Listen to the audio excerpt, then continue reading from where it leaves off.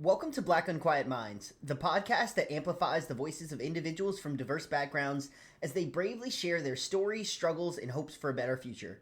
I'm your host, Marius Lancaster, and in each episode, we delve into the depths of intersectional identities and the challenges faced by those living in America. Thank you all for tuning back in as I emerge from a brief 2-week hiatus due to some recent educational developments and scheduling changes. That being the case, the podcast will be changed to a bi-weekly release schedule starting September 2nd. Today, however, as always, I'm extremely excited to introduce you all to tonight's guest and my personal college buddy, Bayon Rogers. Most recently, Bayon served as the assistant director of the Ohio Bobcat Club at Ohio University. There he cross-collaborated with the Ohio University Alumni Association and Intercollegiate Athletics to oversee Varsity Ohio, the former student-athlete organization, along with having various other accomplishments such as creating the Black Alumni Reunion brand within Ohio University Athletics, as well as collaborating with the athletic director to tackle new initiatives such as crowdfunding for 16 different teams while there during his tenure. I cannot thank you enough for taking the time to sit down with me here and to discuss some of your journey thus far, especially considering the traveling you had to do today to make it into the studio, coming all the way down from Athens. We know you're a townie there, but please tell the audience and I both more about where you are currently in your professional journey post-graduation and where you see yourself going as we navigate into the unknown waters that will be 2024, especially in the realm of higher education here in the States. Marius, my brother, man, it's wonderful to see you again, man. Thank you very much for having me in the studio. You're doing your thing on the podcast side. I'm very happy to be here. Well, so let's get right to it. The question you asked me. As of right now in my career, I'm doing a lot of personal enrichment. I've been doing a lot of traveling, just seeing the world, meeting a whole bunch of people, and just really building my network right now. I had to take a step back from my position at OU. My contract ended, and right now I'm just exploring the world. Gotcha. No, if anything, dude, I'm a little bit jealous to hear you're exploring the world there. If anything, getting in some personal enrichment. Just understanding that and really where you are there. I guess I have to ask, being me, your buddy from college, working in finance, like, how are we financing the personal journey here? Like, I don't want to throw you on the spot or anything like that, but like, I guess me just understanding where I am, especially with that student loan, coming around here in September with that interest, like, here's September 1st. Like, I guess, how are you financing that? Yeah, that's a great question. A lot of people are asking me how I am financing my trips and things like that. But just right now, I'm just spending the money that I collected from back when I was working with OU, and also had some savings from when I was doing some coaching with Hawking. So, I mean, right now I got a little nest egg per se, but I'm doing okay. Yeah, no, if anything, I hear you, because back when I was still grinding, like, through my classes, I know you were out there actually working and putting in that time. So I know you got to reap those rewards, if anything, engage with those fruits of your labor. So I hear you there. I'm just wanting to really know, I guess, as you whittle away at that nest egg, are you thinking about what's next for you in that? Because at the end of the day, I guess I'm really thinking about where we are as young black men. We definitely aren't in the same situation as a lot of our peers that we may see out partying, out on the yachts, out on the town. I know you know something about the yachts, buddy. But it's just one of those where we're not exactly in that same financial bracket. One of my buddies, I recently talked to him just about a fact and a figure I saw at Fidelity. We looked at generational wealth between white Americans and black Americans. Yeah. And for the average white American family, you look at that generational wealth and it's actually about $247,000. Mm-hmm. You look at the average black family and it's literally $8. And so it's one of those where I don't want to throw you under the bus when I ask how are you financing that, but that's a genuine question, because as much as I would love to travel the world and engage with what I would say are some real fruits of this labor, yeah. I just don't find myself financially in a spot where I'm able to do that. But I also feel like I've met a couple of your friends. You're definitely blessed in the sense that you got some homies that will take care of you. I'm trying to get to that point where I got some homies that are take care of me like that. Sure. So that definitely comes into play there. But I'm just kind of thinking about where your head is just long term in terms of ultimately getting that paper, but being real. Where's that career going, man? So what you're saying is definitely I have my nest egg a little bit. It's definitely dwindling down each day for sure. But I definitely prepared myself from when I was going to take a break in my career to be able to just support myself still financially. So I'm not out here just spending willy-nilly. I am doing things that I want to do and just things that are essentially building my career as well, because like I'm doing all this traveling, but I'm going to these different museums, I'm going to different places, meeting these people, just really building my network and just making these genuine connections with people, so when I can go back and visit again, but hey, I have this future opportunity, or hey, do you have an opportunity that I could step into a role or anything like that? So definitely spending money, but at the same time I'm trying to build other things in my career too.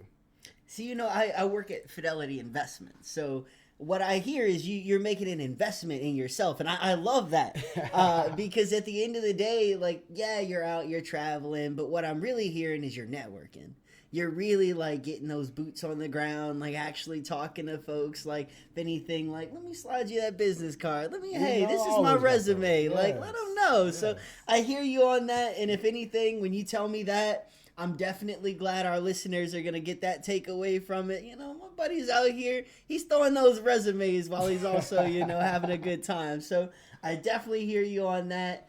But just moving towards, I guess, outside of that networking scene, at the end of the day, what is the role that you're trying to get into? Or I guess, where do you want to see yourself, long term as you grow that career, trying to, if anything, network? Like if there was someone I could throw you, I guess, down their way or a message to, what would they be doing today? What industry? It would definitely be the industry that I'm in right now. The industry that I'm doing right now would be fundraising and advancement. Mm-hmm. So working with OU, it was amazing, really. Like I learned a lot. I got to experience different and fun experiences. I was also able to just meet a whole bunch of nice and just awesome people. But there's also the dark side, per se, just in the sense of, there's always good, but then there's always bad. So within that job, I did experience some things that weren't the best, but at the same time, the experiences that I did have, they stick with me to this day. And they're powering me to do what I want to do. And right now, the field that I'm definitely interested in is fundraising, just because we could just be having a conversation just like we are right now. I gauge your interest in some things, mm-hmm. and I can see what type of project that we have that you might have a philanthropic goal or need and that interest in that field. And I can just see, hey, would you like to have, give a little money to it? Marius, would you like to donate to make this podcast even more, grand? I hear you. I like the words you're saying here, buddy. I like those. It sounds good. Yeah, it sounds real good. Sounds like you can sell something, man. I'm ready to see you in sales, my guy. But no, if anything, that's awesome to hear. I know you've spoken to me a little bit just about some experiences that you've had at OU, and I want to touch on that a little later in the podcast. But just trying to figure out the job hunt for you. I know we talked a couple of months back, and you were in the process of really looking for different jobs, like applying for different positions. I think we might have talked about like Penn State or something like that. They had an assistant director position out there for their annual funds, different things like that. So mm-hmm. realistically, assistant director position, associate director position of like these different funds at different colleges to help with student athletes, or even just regular students, just raising money for them just to help them through their college careers, things like that. Okay, gotcha. And I guess coming back to being a student athlete, why is I guess working with student athletes specifically, like your passion, like what you wanted to do here. I know, if anything, back from our undergraduate days, I never actually made it out to Ping too often. I think one of the few times I made it out to Ping was actually to play basketball with you, which if anyone who knows me is listening to this, that is a wild statement to hear me say I was outside, like just playing basketball. I got Absolutely wild. He got me out, though. I was out here playing. So I'm just curious, like, what really drove you to work with student athletes? Well, when I was a kid myself, I had great experiences going to different basketball camps and actually working with other basketball players who were older than me. And then growing up, sports have just been a great way for me to, like an outlet, just to release all of my pent-up emotions. I have great friends from sports. And then also just when I'm growing up, I was coaching a little bit in my youth. And then also just having those connections with people on your team, your coaches, your teammates, and things like that is just, I just love it a lot. I really do. It's like just something that just, they're my brothers and my sisters, you know, like they'll always have my back and I'll always have their back. And so really working through that, like just develop the passion for it, and just student athletes, they just have a special place in my heart just because I necessarily wasn't a student athlete in college, but I definitely understand where they're coming from, because when I was the assistant coach at Hocking College, I was just 23. These guys were basically we're the same age. Yeah, no. Like, you know, so it was definitely like different in the sense of like gaining their respect, because I mean, I'm basically like a peer, but to the same point, I'm their coach, and so they have to have that respect with me. And so I really feel like me gaining their respect, it really just imprinted on me, just the sense of like, I can really get a bunch of guys to really rally around to a game plan and really get this, we can really go get to this championship. Okay. It's really cool and things like that. So I feel like I'm very passionate about that. And so student athletes definitely have a special place. Okay, gotcha. So that leadership aspect, that development, you know, actually seeing them develop, you know, not just as athletes, but I feel like you really get to see them when you're in that coaching capacity. You see them develop as people.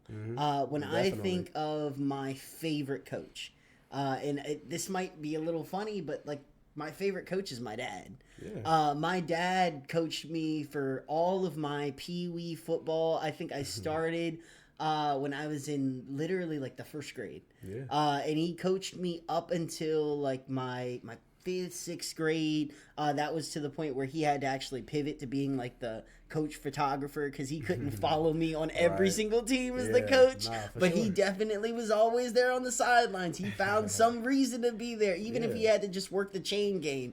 He was out there on the field. That's awesome. It was one of those where my dad was always like my favorite coach. So whenever I hear that and, you know, wanting to see people develop, he watched me develop as a player on the field. You know, I played for 12 years. I like to think I was a good player out there on the field. Had it not been for a meniscus tear, right? Hey, I'm right there with you. Look, I'm not saying that I'd be on Joe Burrow's level, but I'd be somewhere in this nasty natty. Let me say, but tell the people. But no, in all seriousness, though, it was definitely a great time to develop as a player, but my dad really got to watch me develop as an individual. And I think those were some of the most memorable moments that I had with him, you know, as a dad, but really as a coach out there on those fields. So, again, I definitely know that those kids are out there, and they certainly appreciate that. Even with some of my assistant coaches, things like that, like I'll always circle back and I'll always talk to them.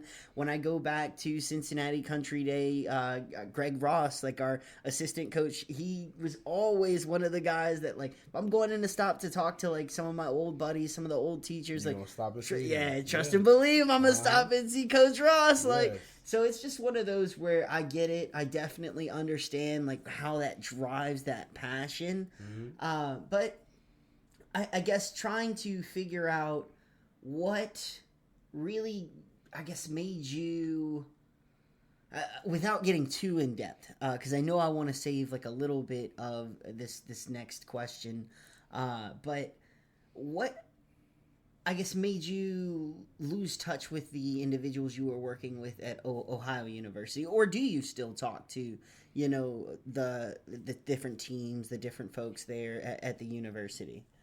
Yeah, I definitely still talk to some people from OU.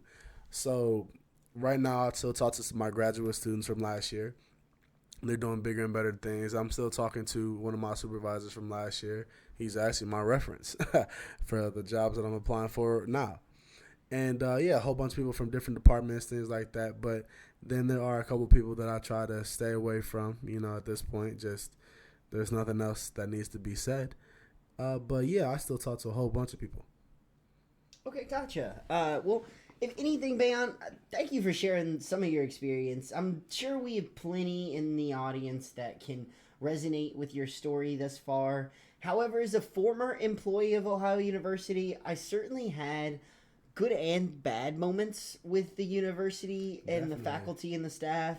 Although many of those bad moments often were related to, or at least associated with, my race or cultural background.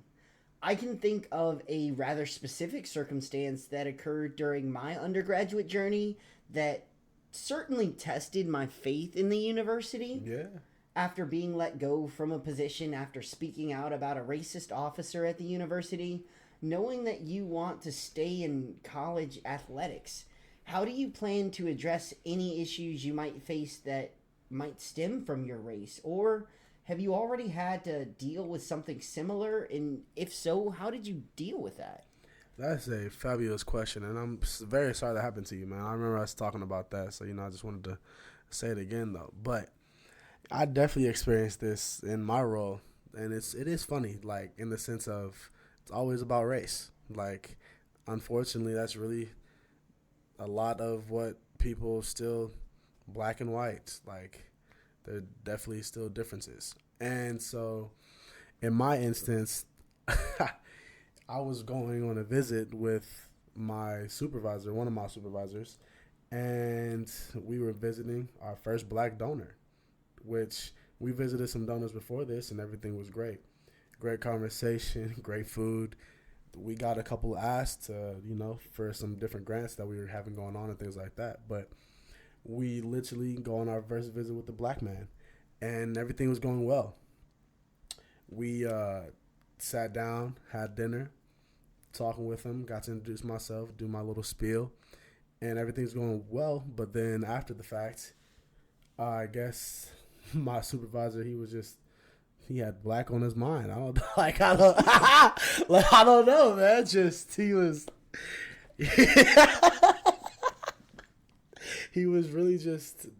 just talking crazy to me at this point. He really was. So afterwards, we're leaving the dinner and we're just talking casually, driving back to the hotel. And he's talking about his kids. I'm talking about my brother. And so then we're just trading stories. And then a story after that, he's just talking how his son came home. He was like, "Hey, Dad, what's the N-word?" I was like, "Huh?" But he actually said it. And I was very confused. Like he startled me because we were just driving. And so he says it. And then I'm like, okay. I'm trying to steer the conversation somewhere else because this was actually realistically the first time in my entire life that I really felt uncomfortable. Hold on. If you're not going to say it, I will. When you say he actually said it, did he at least say with GA No, my nigga? Nah, it was ER. Hard R. It was the hard R. Okay. He said it like he said it before, a lot. Okay. He really he had off some practice. You feel me? It just rolled off the tongue. Rolled off the tongue, and it struck a nerve in me. I was like, what? I mean, the word is used in literature. He does work in education. Maybe he was reading some books, man. Listen, the man had to have been reading something because not in my life. No one that Tom Sawyer he was reading. The man was bold. I don't understand.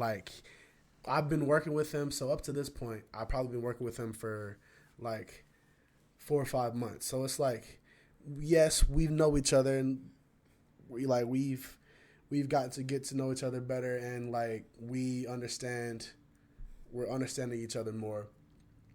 But at the end of the day, he's still my supervisor. He's my direct supervisor, and he's the person I'm supposed to go to in this role. Like, he's teaching me what I'm supposed to be doing. Like, it's just, he's my direct supervisor. And so hearing it from him, it really struck a nerve, like I said. And I've really never felt uncomfortable like this before in my life. And I really tried to like change the conversation to something else. And so he says that. He says, "Hey, Dad, what's a," Yeah. And after that, I say, "Well, that's crazy. The world we live in, da da da da." The world we live Like, in. it's the world we live in. Like, yeah, it was crazy. And then he was just like, "Yeah." I told him, like, if you ever say that around black people, they'll kill you. Like, you'll die.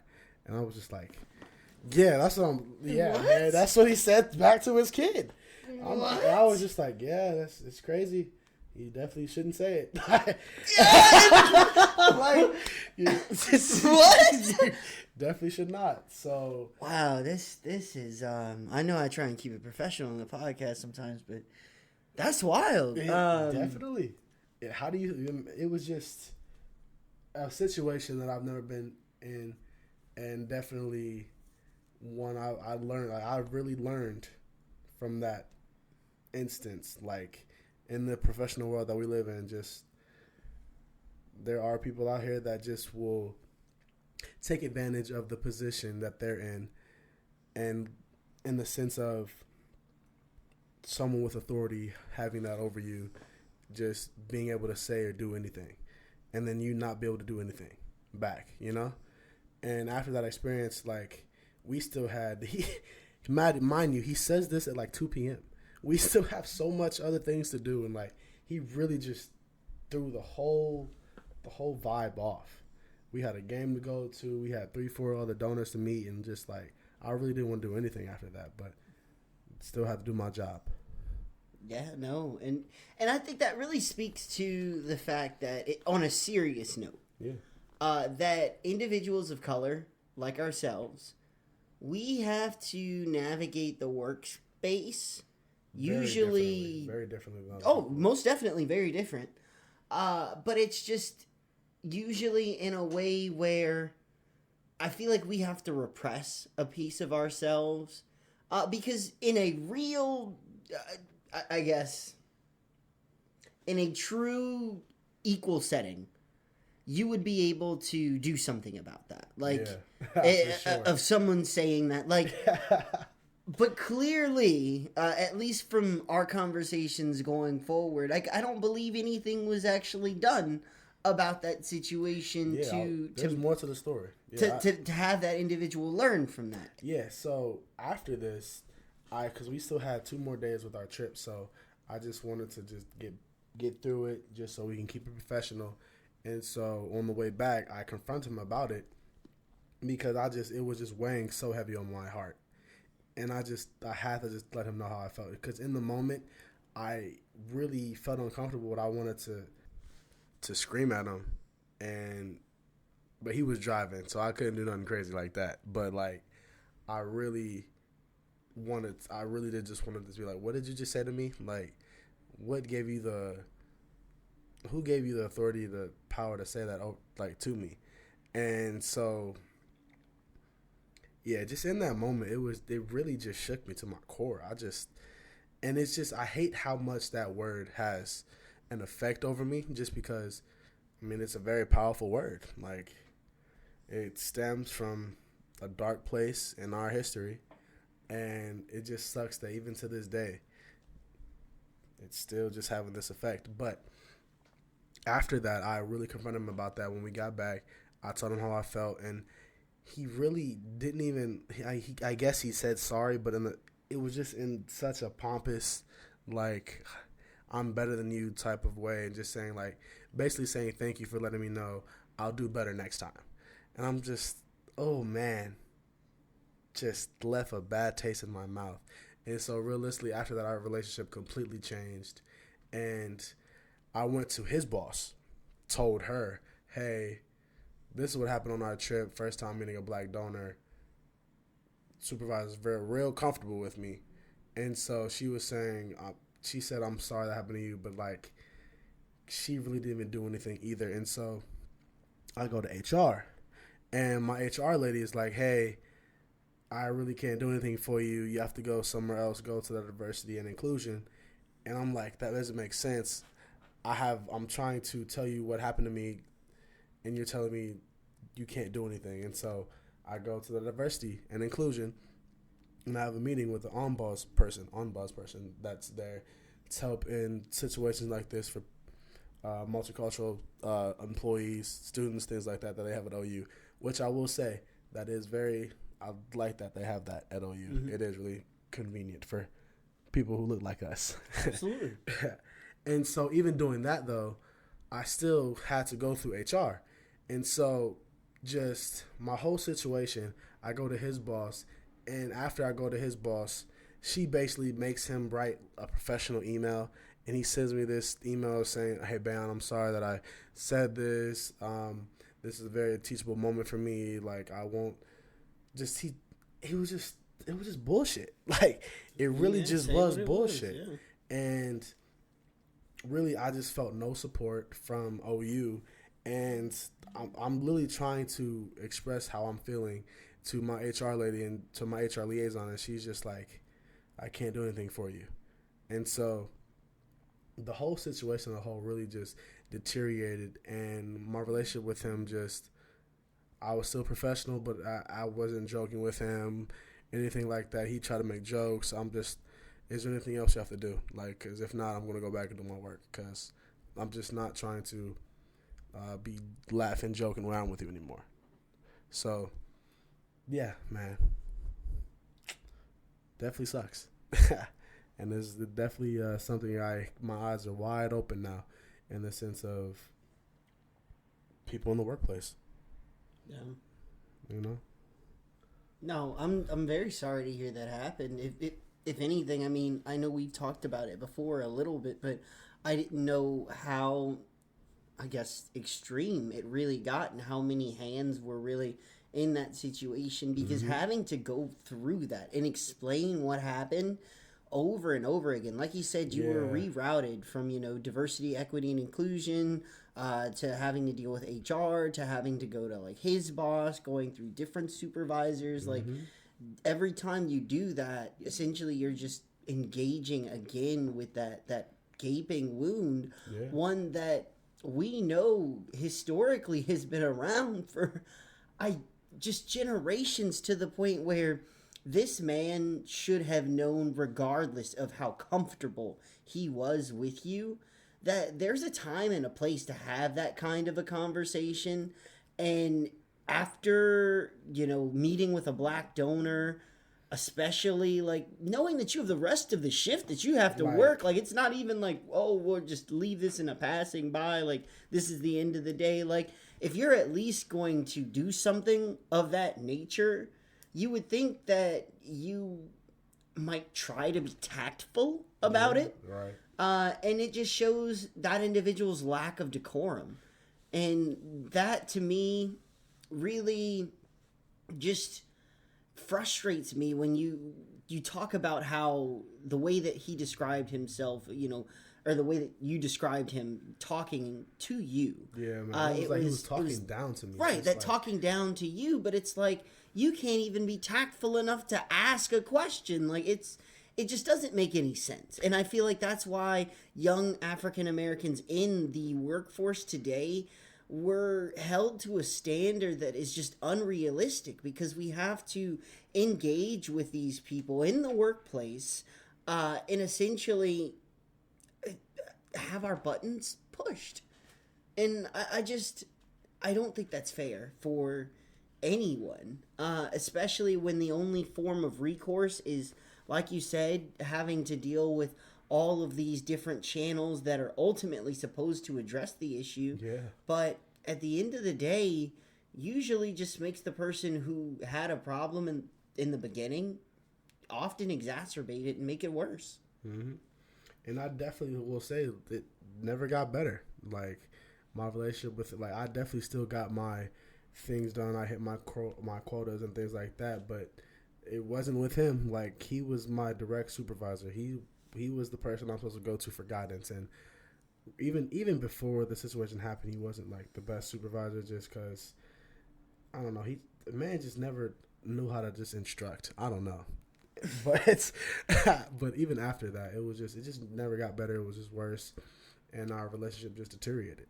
But even like to have that conversation, just wanting to know like your son coming home saying that, he could have easily just said the N word instead of saying the actual N word. You know, it's just right. This whole situation could have been different. The conversation could have been smooth. Everything could have been poetry in motion, but just using that word and just how, I'm telling you, how it rolled off his tongue it baffles me. This man has had to have said it a lot. No, I'm sorry to hear that again. That is very frustrating, but understanding where you were at the time in Southeast Ohio, especially where you're from. Like, it's one of the few places where, I'll be honest, man, growing up in Cincinnati, while there are certainly some parts of Cincinnati that are very segregated, I don't often walk around and ever worry about being called a racial slur. But in Athens, buddy, I've been called a racial slur just walking down the street before.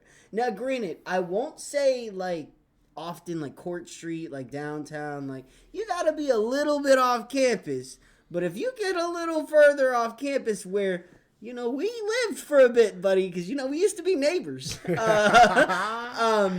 You'll hear some things. Nah, definitely. I'm about to say, you know, I've been here since I was 8 years old in Athens, so I've definitely heard a thing, time or two. Even in the basketball game, bro, I'm just running on the court. Dude's just yelling, "Get this monkey off the court." I'm like, man, I can't even take a little jump shot over here and saying I'm a monkey? Make it make sense. I get it. But at the same time, though, this man's been in the professional advancement field 20 plus years. He's just been through life, just understanding that it's just not okay. And it's just unprofessional. At the end of the day, it's just unprofessional and just left a bad taste in my mouth. And I'm just very happy that I've actually had this experience, I guess, per se, early in my career, just because now, yeah, there's no way it's going to happen to me again. In the sense of I'm going to handle the situation better personally for myself. But, man, the world we live in. The world we live in. You can say that again. For real. I always try to end the podcast on a positive note. So just going forward, circling back to really my original question, just with how are you going to deal with that working in the higher education space, working with student athletes, understanding the passion that you have for the folks that you work with. How are you going to be an advocate and an ally for those in those spaces that are going to have to sometimes deal with, you know, assistant directors or directors like your colleague there? Definitely, I would try to find a place or like a space where you can go and speak your mind and find just someone, a colleague, a friend, just someone that will just really listen to you, just listen to your everyday problems. Like, I mean, a therapist. Listen, therapy is great. Like, everybody should have someone to talk to, just to vent, to get their emotions and things off their chest. So definitely find that space or just someone that you can really talk to about these problems. And for me, it was reaching out to great friends like you, my mom, like my family, just people who I really trust, and they'll help you really get through it. Gotcha. No, I definitely get that. And if anything, I'm glad that I could be a friend for you because I know you got me through a lot of hard times. If anything, there aren't going to be too many folks on this podcast that could speak to some of the things that you could actually speak to, Bayon. So if anything, let me get you off of here sooner rather than later because I don't need you divulging too much information to the people out here. People, there's a lot. Yes, there is. But if anything, Bayon, I appreciate you, man. Like I said, coming down, talking to everybody here. and letting us know some of the real issues that folks like yourself are dealing with in the process of going through that journey in higher education and working in that space as a young black man. I appreciate it. Hey, I appreciate you, man. Thank you for taking the time. I'll always pull up, man. You already know. My guy. Course. Much love. Much love. Well, everybody, as always, I've been your host, Marius Lancaster, and thank you for listening. Until next time, stay curious, stay engaged, and never stop seeking the truth.